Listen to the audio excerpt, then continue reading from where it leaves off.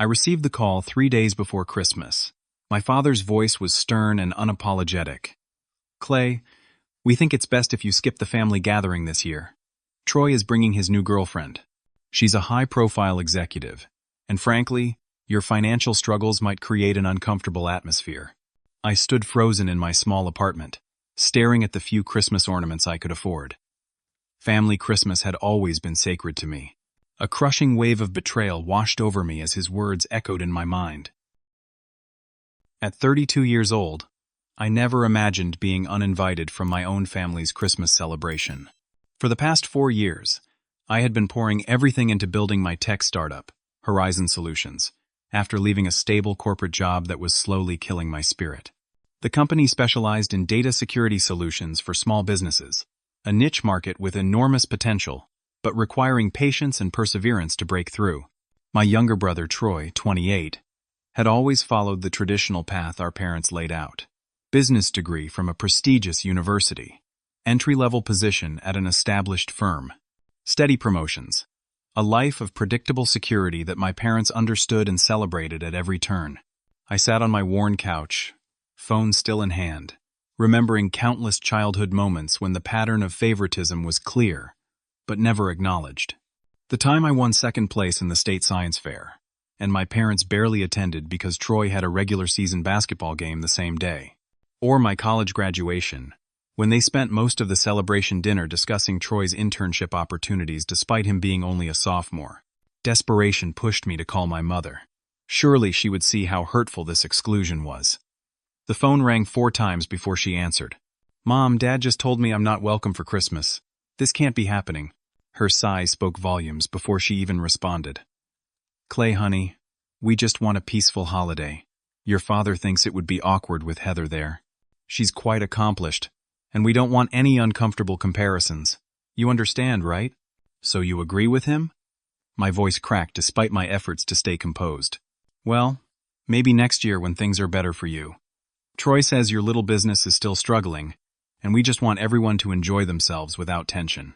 After hanging up, I opened social media and searched for Troy's new girlfriend. There she was. Heather Patterson, Vice President of Marketing at Vertex Industries, a Fortune 500 company. Her profile showed a confident woman in her early 30s, with professional headshots and photos from charity galas. Troy stood beside her in several images, looking more polished than I remembered, wearing suits that probably cost more than my monthly rent. I closed my laptop and walked to my small kitchen to make coffee, trying to process this new level of rejection. My phone buzzed with a text from my cousin Jackson. "Dude, awkward seeing Amanda at your parents' place today for pre-Christmas drinks. Thought you should know." My stomach dropped. Amanda, my ex-fiancée who had left me 2 years ago, citing my lack of ambition and unrealistic dreams as her reasons. The woman who returned my grandmother's ring, saying she needed someone with a more stable future. And my parents had invited her to the holiday gathering I was now banned from attending. I called Jackson immediately. "They invited Amanda? And her new husband?" "Yeah, man. Your mom mentioned something about always considering her part of the family. I thought it was weird since, that was the twist of the knife. Not only was I excluded because my career path didn't meet their standards, but they had replaced me with the woman who had abandoned me for the same reason." Christmas Day arrived with painful slowness. I received no calls from my family, not even a token text message. Social media filled with photos from my parents' house. The elaborate dinner, the perfectly decorated tree, Troy and Heather opening gifts, and yes, Amanda and her husband David smiling in the family photo where I should have been standing. I spent the day working on code for a new security protocol, ordering Chinese takeout, and watching old Christmas movies until I fell asleep on the couch. The silence of my phone was deafening, a tangible reminder of my isolation from the people who were supposed to love me unconditionally. January arrived with biting cold and renewed determination. Despite the holiday rejection, I threw myself back into work with fierce focus. Horizon Solutions had grown from a one-man operation to a team of 5 dedicated professionals who believed in our vision.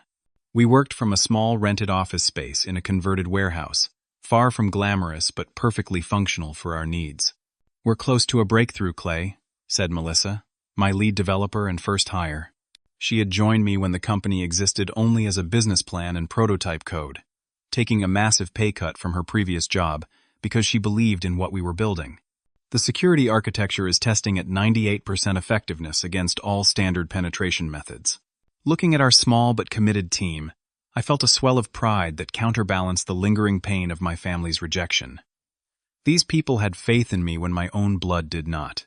My mind drifted to a memory from when Troy and I were kids. I had spent weeks building a complex solar system model for the 6th grade science fair, carefully painting each planet and calculating the precise distances. The night before the fair, Troy had burst into my room playing with a new baseball glove, accidentally knocking my project to the floor and breaking several pieces. When I told our parents, they sighed and said, "Clay, you should have put it somewhere safer. You know your brother gets excited about his sports equipment." There was no reprimand for Troy, just a suggestion that I should fix it quickly before bed. I stayed up until 2 in the morning repairing the damage while Troy slept soundly, facing no consequences for his carelessness. This pattern repeated throughout our lives. Different scenarios, same outcome. Troy's needs and mistakes were accommodated, while I was expected to adapt, understand, and forgive without complaint. In late January, a potential investor approached Horizon with an offer that initially seemed like our big break. $2 million in exchange for 60% ownership and control of the company's direction. "This is terrible terms, Jordan," our business development lead said during our team meeting. "They're trying to buy controlling interest for pennies on the dollar of what we're worth." "But we need the capital to scale," I countered, playing devil's advocate despite my own misgivings. "Not like this," Melissa interjected. "We'd essentially be selling our souls and everything we've built." After 3 days of deliberation, I declined the offer. It would have provided immediate financial relief and perhaps impressed my family, but at the cost of everything we truly stood for. Sometimes principles had to matter more than perceptions. A week later, my mother called for our monthly check-in, a ritual she maintained with predictable regularity. "Your father and I helped Troy with the down payment on his new condo," she mentioned casually, as if this information wouldn't affect me. "It's in that luxury building downtown. You know, the one with the rooftop pool? Heather lives in the same complex, so it's perfect for them." I gripped my phone tighter. "That's quite generous. What was the down payment amount?" "Oh, around $70,000. We had it set aside for both of you boys, but since you chose this startup route, we figured Troy could use his portion now." You understand, right? I did understand. Perfectly. The money that could have helped me build my company had instead funded Troy's lifestyle upgrade. The set-aside for both of you boys was clearly a retroactive justification, as this was the first I'd heard of any such arrangement. The final blow came in February when my Uncle Robert called. "Clay, I was disappointed not to see you at Christmas. Your mom said you were too busy with work to make time for family. That's no way to live, son." I nearly dropped the phone. "Wait, they told you I was too busy? That I chose not to come?" "Well, yes. Troy mentioned you're working yourself ragged trying to keep your business afloat. Family should come first, Clay, especially during the holidays." After hanging up, I sat in stunned silence. They hadn't just excluded me. They had actively constructed a narrative that made me the villain who valued work over family, when in reality, they had explicitly banned me from attending. This revelation burned deeper than the initial rejection. They were protecting their image as the perfect family while damaging mine among the extended relatives I'd always been close to. The betrayal was no longer just about Christmas. It was about my place in the family story being deliberately distorted. March brought unexpected fortune to Horizon Solutions. After months of persistent outreach, we secured a contract with Western Regional Bank to implement our security protocols across their 400 branches.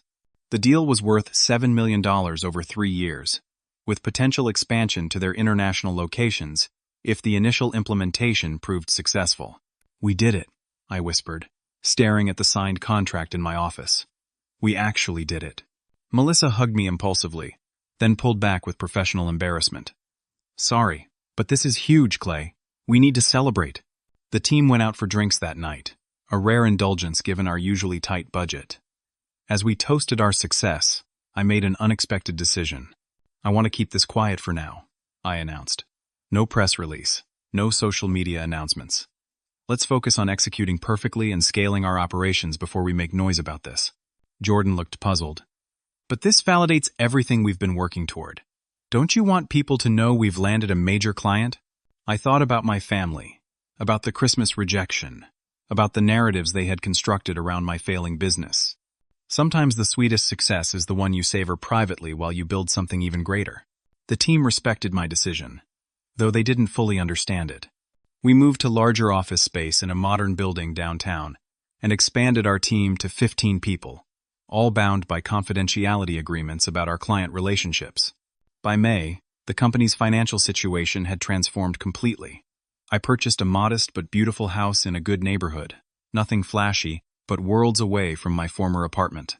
The master bedroom was larger than my entire old living room, and the home office provided a perfect space to work remotely when needed. One Saturday morning, I stopped at Central Cafe for coffee and overheard a familiar voice at a nearby table. Troy was there with two friends I recognized from high school, speaking loudly enough for half the cafe to hear. Yeah, my contact at Western Regional helped some struggling tech firm land a contract.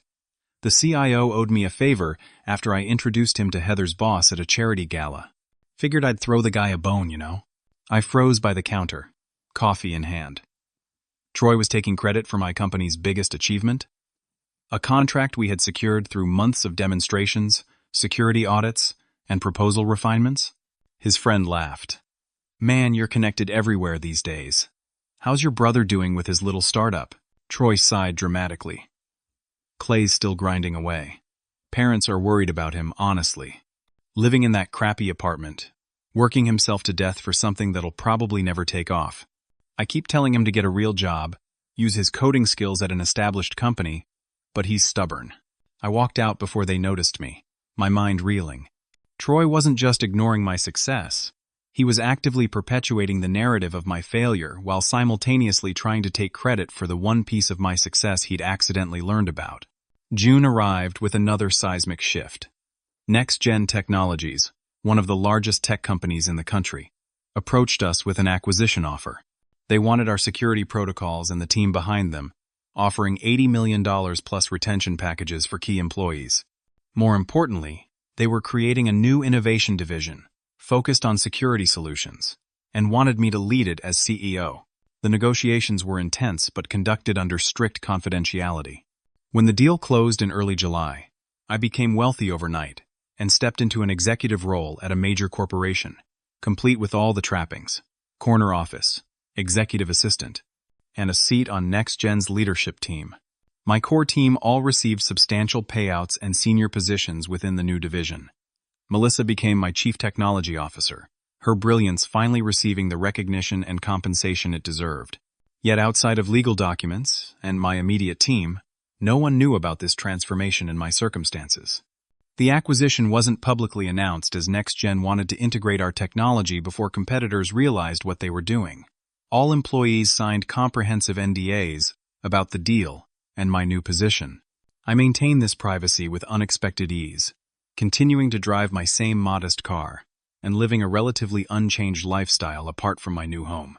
There was something valuable in this anonymity, in building something substantial while the world, particularly my family, continued to underestimate me. At my parents' 4th of July barbecue, which I attended briefly out of obligation, Troy cornered me by the grill. Hey, heard you moved. Mom's worried you're spending beyond your means. You know they can't bail you out if that business of yours tanks, right? I smiled thinly. I appreciate the concern, but my finances are fine. Sure, he said, patting my shoulder condescendingly. Listen, if you need help finding a real position, Heather knows people at several tech firms. Entry-level stuff, but at least it's stable. I thanked him politely and changed the subject, marveling at the parallel universe he seemed to inhabit, one where my success remained perpetually just out of reach, requiring his magnanimous assistance. Little did he know that in 3 months' time, our paths would cross in a way neither of us could have anticipated. October arrived with crisp air and falling leaves. I had settled into my role as CEO of Next-Gen's innovation division, leading a team that had grown to 60 people. Our security protocols were being implemented across Next-Gen's product line, and the board had doubled our research budget based on early results. My executive assistant, Diane, knocked on my office door one Tuesday morning. Clay HR sent over some applications for the systems analyst position. They've flagged one that might be of interest. She placed a folder on my desk with a knowing look. Opening it, I found Troy's resume on top. My brother had applied for a mid-level position in my division, clearly unaware of my role at the company. His current employer, Bennington Financial, announced layoffs last week, Diane added. 300 positions eliminated, primarily in their technology department. I leaned back in my chair, processing this information. Troy, who had spent years minimizing my career and capabilities, was now unknowingly applying to work for me. The irony was almost too perfect. He's requested an expedited interview process, Diane continued. HR noted that his qualifications are adequate but not exceptional for the role. After careful consideration, I decided to recuse myself from the hiring decision, but requested a courtesy meeting with all final candidates, including Troy if he made it that far. Schedule the interviews, but don't disclose my name or position to any candidates beforehand, I instructed. For the next week, I found myself distracted by the upcoming confrontation. Would Troy recognize me immediately? Would he be embarrassed, angry, or perhaps even pleased? How would this change our family dynamic? These questions circled my mind as I prepared emotionally for what would undoubtedly be a significant moment in our complicated relationship. Part of me wanted to see him squirm, to witness the exact moment when he realized that his struggling brother was now in a position of power over him. But another part hoped this might be an opportunity for genuine reconciliation, for resetting our relationship on more equal footing. The interview day arrived. I had 3 final candidates scheduled, with Troy in the middle slot. The first candidate was impressive, sharp, prepared, with thoughtful questions about the role and the company culture. After she left, Diane announced Troy's arrival. Send him in 5 minutes, I instructed, straightening papers on my desk and adjusting my tie. The office, with its floor-to-ceiling windows overlooking the city, executive furnishings, and displays of company achievements, created an environment that was worlds away from the struggling startup image Troy had of my career. When Troy entered, his eyes were focused on a portfolio in his hands. Good morning. Thank you for taking the time to meet with me. I've prepared some examples of my work at Bennington that I believe demonstrate my qualifications for. He looked up finally, and the recognition didn't register immediately. I watched as confusion crossed his face, followed by disbelief, then shock. Clay? What are you doing here? Hello, Troy, I replied calmly. Please, have a seat. He sank into the chair across from me, still struggling to process the situation. Are you? Do you work here? In HR? I'm the CEO of NextGen's Innovation Division, I said simply. This position would be within my organizational structure. Troy's face flushed deep red. I don't understand. What happened to Horizon? When did you? How did you? NextGen acquired my company earlier this year. The details aren't public yet, so I'd appreciate your discretion. Before Troy could respond further, there was a knock at the door. James Chen, my VP of Engineering, entered with a tablet in hand. Sorry to interrupt, Clay, but we need your sign-off on the Patterson contract modifications before the 3 o'clock call. Of course, James. Just leave it on my desk. As James nodded respectfully and left, Troy's expression transformed again, reality sinking in, as he witnessed someone defer to me with obvious respect. Once we were alone, Troy attempted to regain his composure. Clay, this is amazing. I had no idea you'd achieved this level of success. Why didn't you tell any of us? I leaned forward slightly. That's an interesting question. Perhaps we can discuss it after you tell me about your experience at Bennington. I believe you mentioned some examples? Troy fumbled with his portfolio, suddenly appearing much less confident. Right, yes. I've led several key initiatives. He began describing projects, but I noticed something odd in his explanation. The security protocol optimization you're describing, I interrupted. That sounds remarkably similar to Horizon's early work. In fact, it sounds exactly like the presentation I made at the Denver Tech Conference 2 years ago. Troy paled visibly. Well, I was inspired by some industry presentations, certainly. Were you also inspired when you claimed to your friends that you helped Horizon secure the Western Regional Bank contract through your connections? You heard that, Clay?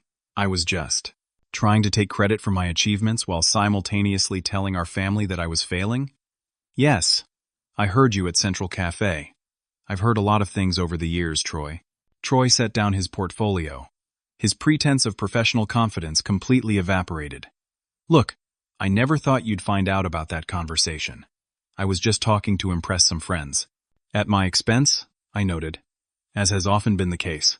An uncomfortable silence filled the room before Troy spoke again, his voice smaller than before. So, about the position? I really do need this job, Clay. Bennington gave us barely any severance. I studied my brother, seeing for the first time not the golden child who could do no wrong, but someone whose identity had been built on shaky foundations of parental favoritism and surface-level achievements. The hiring decision isn't mine, I said finally. I've recused myself because of our relationship. The team will evaluate your qualifications against the other candidates and make an offer to whoever is best suited for the role.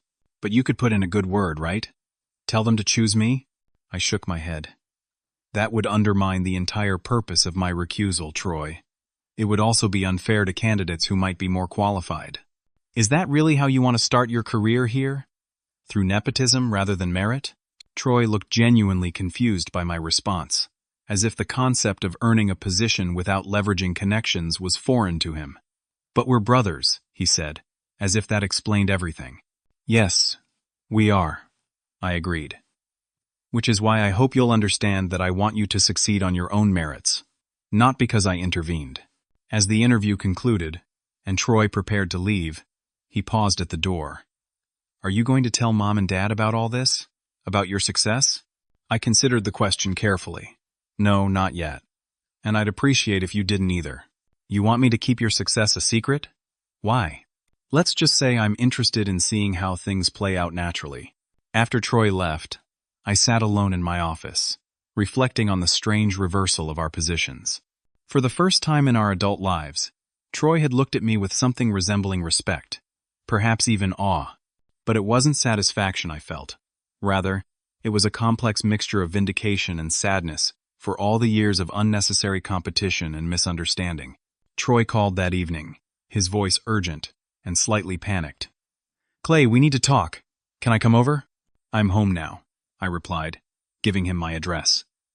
40 minutes later, he was at my door, looking around my house with barely concealed surprise. This is not what I expected, he said, taking in the spacious living room with its modern furniture and art pieces. What did you expect? I don't know. Something smaller? You told everyone you were still struggling with the startup. I never said that, Troy. That was the narrative you and our parents created and maintained regardless of what I actually said. He had the decency to look embarrassed. About that. I need to ask you a huge favor. Please don't tell Mom and Dad about our meeting today, or your position at NextGen. I invited him to sit down, curious about his reasoning. Why is that so important to you? Troy ran his hands through his hair, a nervous habit from childhood. Look, I know I've said things about your business that weren't fair. But if Mom and Dad find out how successful you really are, especially right after I lost my job, it'll change everything. Change what, exactly? The way they see me. The way they see us. I've always been the successful son in their eyes. The one who made the right choices. If they learn the truth now, it'll be humiliating. I studied my brother's face, seeing genuine distress. So you want me to continue letting them believe I'm struggling just to preserve your image as the successful child? Even after you've been laid off? Just until I get back on my feet, he pleaded. The HR director seemed impressed with my interview. If I get this job at NextGen, I'll have a great story to tell them without having to mention you're my boss. I considered his request carefully. I won't actively reach out to them with this information. But I won't lie if they ask me directly about my work. Troy seemed relieved. They never ask specific questions about your company anyway. They just assume it's still the small operation it was before. After Troy left, I felt a strange hollowness. My brother had been given the perfect opportunity to reset our relationship on more honest terms. But instead, he was desperately trying to maintain the old dynamic even when it no longer reflected reality. 2 weeks later, HR informed me that Troy had been offered and had accepted a position as a junior systems analyst, several levels below the role he'd initially applied for. His qualifications hadn't matched the more senior position, but the team saw potential if he was willing to start at an appropriate level and work his way up. I maintained my distance professionally, ensuring Troy reported through the normal management chain with no special treatment. At family gatherings, we engaged in the strange charade he had requested, him speaking vaguely about his new opportunity at a major tech firm while I remained quiet about my own position. This uncomfortable equilibrium held until early November, when events took an unexpected turn. I was working from home on a Saturday when my doorbell rang. Opening the door, I found both my parents standing on the porch, their expressions tense. "We need to talk to you, Clay," my father said without preamble. "May we come in?" I stepped aside to let them enter, watching their reactions as they took in my home.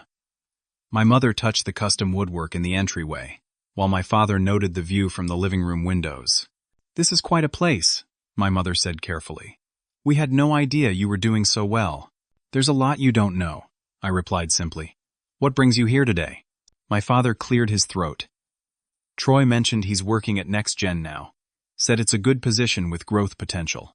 "That's true. He also said something strange, that we should talk to you before we come to Thanksgiving this year. Something about changes in your life situation." "What's going on, son?" I gestured for them to sit down. "I sold my company to NextGen earlier this year. The deal was substantial." My mother's eyes widened. "How substantial?" $80 million, plus executive positions for my team and myself. The silence that followed was deafening. My father, always quick with opinions about my career choices, seemed temporarily speechless. "Why didn't you tell us?" my mother finally asked. "When would have been the right time? Perhaps at the Christmas gathering I was banned from because my financial struggles might make Troy's successful girlfriend uncomfortable." My father's face flushed. "That was a misunderstanding. We thought—" "It wasn't a misunderstanding," I interrupted, years of suppressed frustration finally finding voice. "It was the culmination of a lifelong pattern.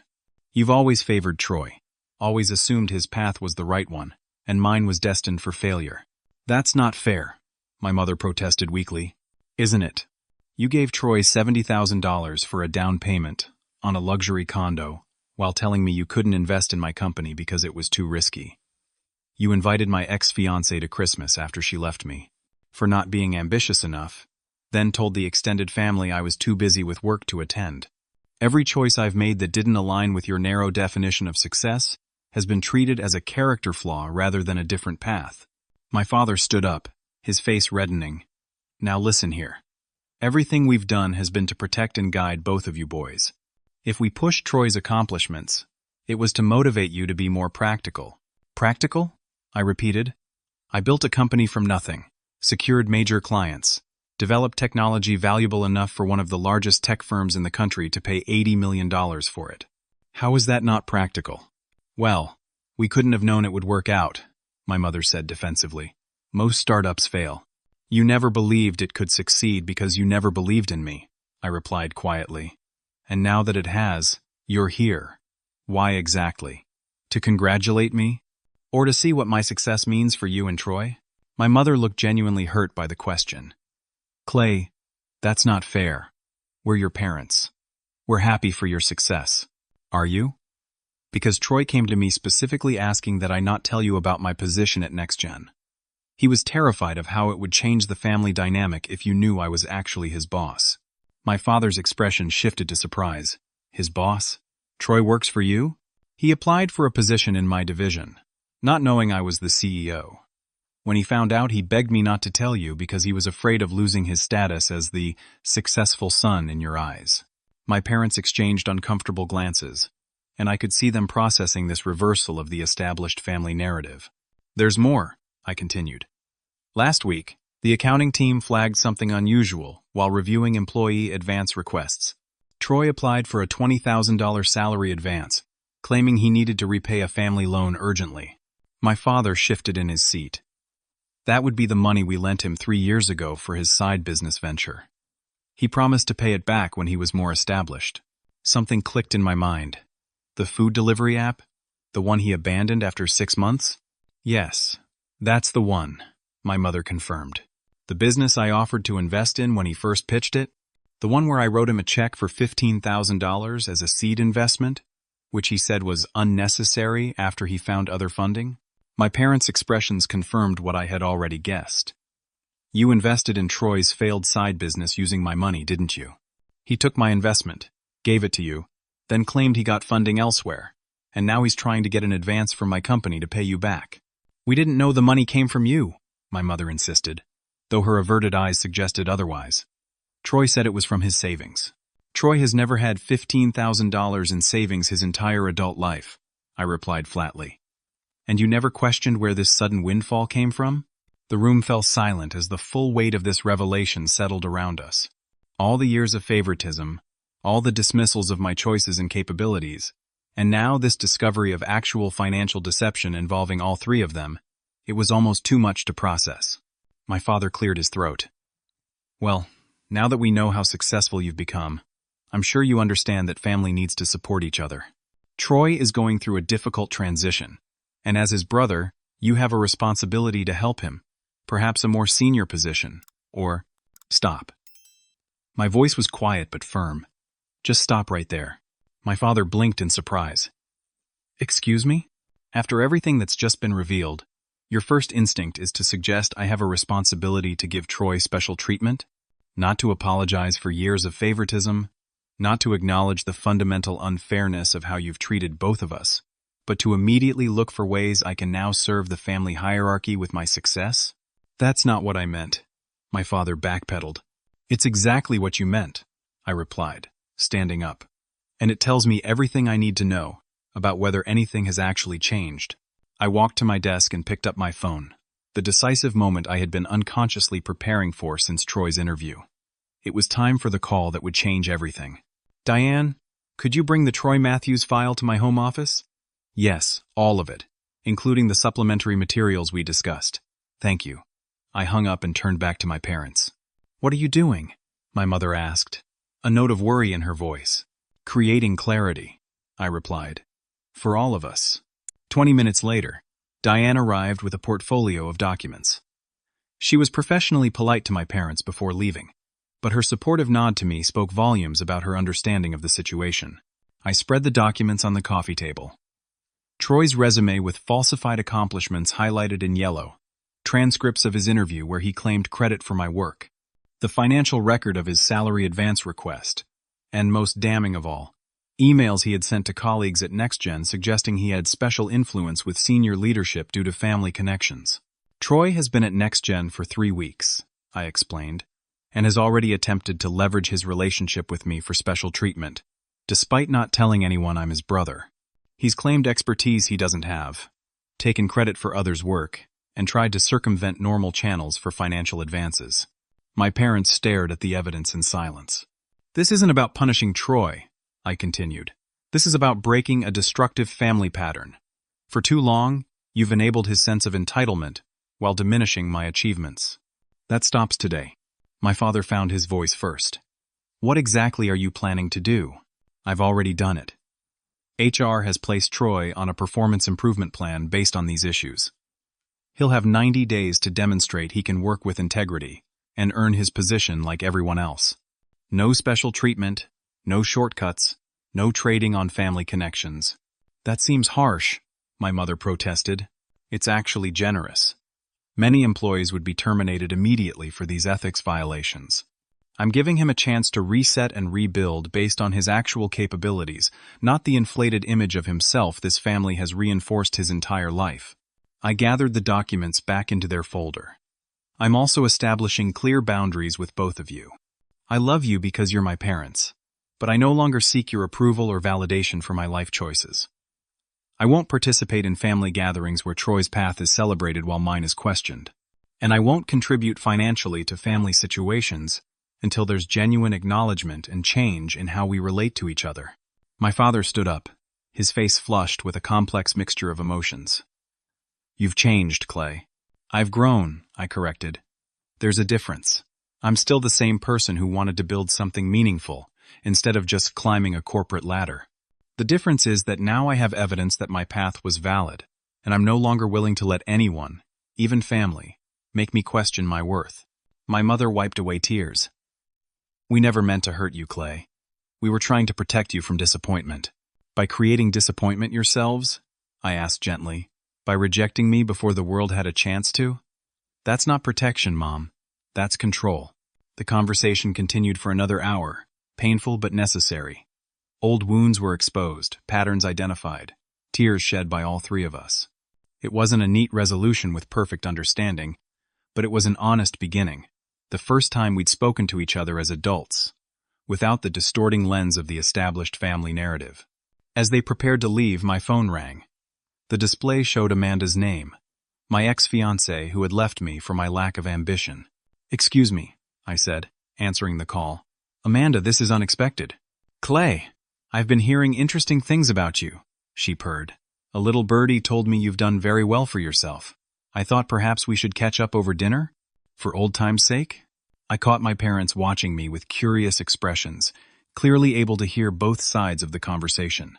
"That's kind of you to offer," I replied calmly, "but I'm seeing someone." "Oh? Anyone I know?" "Melissa Chen. She's been my partner in building Horizon from the beginning, and now she's my chief technology officer at NextGen. She believed in me when it wasn't easy or convenient.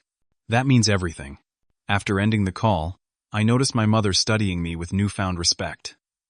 "You really have grown up, haven't you?" she said softly. "We all have growing to do," I replied. "Some of us just start later than others."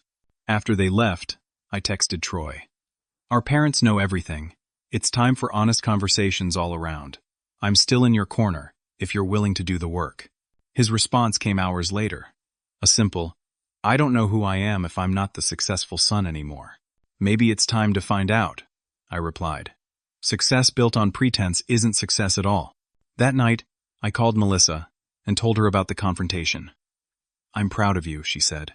"Standing up to family patterns is one of the hardest things to do." "It feels like the beginning of something," I admitted, "not an ending." "The best beginnings often come disguised as painful confrontations," she replied wisely. "Are we still on for dinner tomorrow?" "Absolutely. I think it's time I introduced you to my parents properly, as my partner in all senses of the word. The path forward wouldn't be simple or painless, but for the first time in years, it felt honest.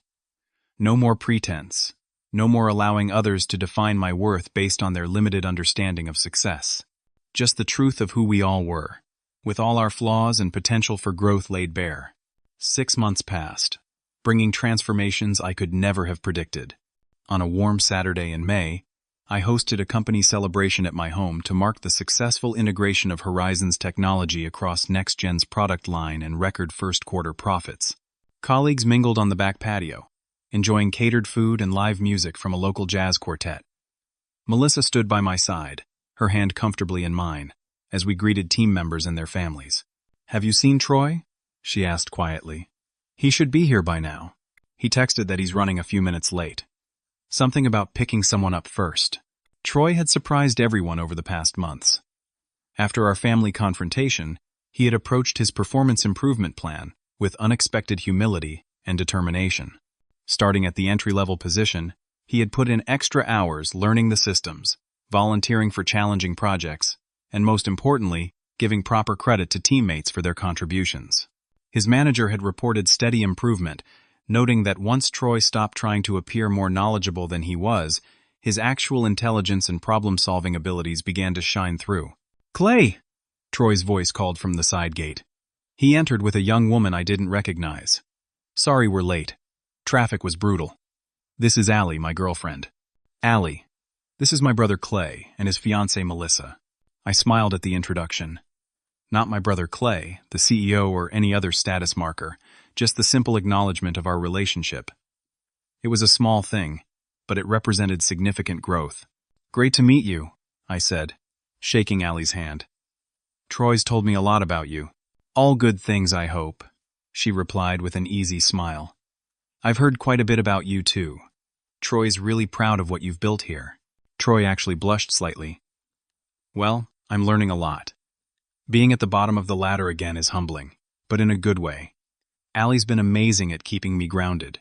Allie, I learned over appetizers, was a high school science teacher who coached the robotics team in her free time. She had met Troy at a community volunteer event, not at a networking gala or corporate function. Her passion for education and genuine interest in people was refreshing, and I could see why Troy was drawn to her authentic energy. Later, as the party was in full swing, my parents arrived. Their relationship with me had undergone its own evolution since our confrontation. Weekly family therapy sessions had uncovered patterns reaching back to their own childhoods, helping us all understand the origins of the dysfunction without excusing its impact. The house looks wonderful, my mother said, hugging me warmly. And the company seems to be thriving. It is, I confirmed. Thanks for coming. My father, who had struggled the most with redefining our relationship, stood awkwardly for a moment before extending his hand. Proud of you, son. Those simple words, delivered without qualifications or comparisons to Troy, meant more than any elaborate praise could have. As the evening progressed, I found myself standing alone by the fire pit, watching the interactions around me with a sense of peaceful satisfaction. Melissa was deep in conversation with my mother about wedding plans. Troy was introducing Allie to his colleagues, his body language relaxed and genuine. My father was admiring the custom landscaping with Jordan, asking thoughtful questions about sustainable design rather than focusing on the cost or status implications. Troy joined me by the fire, 2 glasses of bourbon in hand. He offered one to me and raised his in a toast. To second chances, he said quietly. Second chances, I echoed, clinking my glass against his. I need to say something, Troy continued, his expression serious. I've never properly apologized for how I treated you all those years. Taking credit for your work, perpetuating the narrative that you were failing, the Christmas exclusion, all of it. I was so invested in being the successful son that I couldn't bear the thought of you surpassing me. What changed? I asked, genuinely curious. He thought for a moment, starting over at the bottom, realizing that my identity was built on external validation rather than actual accomplishment. Watching how you lead, with integrity and purpose, not ego. And Allie, honestly, she calls me on my bullshit in the most loving way possible. I smiled at that. Melissa does the same for me. We got lucky, Troy acknowledged, finding partners who see us clearly and love us anyway. Speaking of partners, I said, nodding toward our parents who were now chatting comfortably with Melissa and Allie. They're trying, in their way. They are, Troy agreed. Dad actually apologized to me last week for the pressure he put on me to be the trophy child, said it wasn't fair to either of us. We stood in companionable silence for a moment, watching the flames dance in the fire pit. I've been thinking about something, Troy said eventually. That $15,000 you invested in my failed delivery app that I gave to Mom and Dad, I want to pay you back, with interest. It's not necessary, I began. But Troy shook his head. It is necessary. For me. I've been saving from each paycheck. It'll take time, but I need to make it right. I studied my brother's face, seeing a maturity there that had been absent before. Okay, but only on one condition. What's that? You let me match whatever you save, and we use the combined funds to start a scholarship program for young entrepreneurs who don't have family support for their ventures. Troy's face lit up. That's brilliant. We could call it the Matthews Brothers Innovation Fund. I like the sound of that, I agreed. Later that evening, after most guests had departed, I gathered my immediate family and Melissa on the patio for an announcement. NextGen has approved funding for a new initiative I've been developing, I explained. We're creating an incubator program for entrepreneurs from underprivileged backgrounds, providing seed money, mentorship, and resources to help them build sustainable businesses. That's wonderful, my mother said warmly.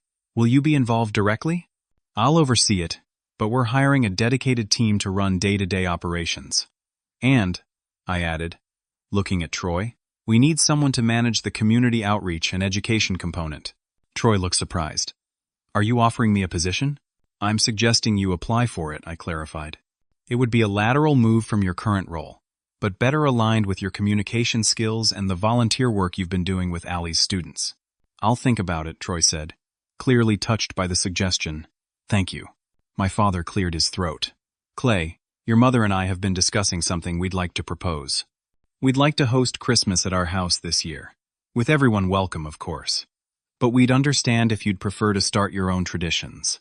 The sincerity in his voice was unmistakable.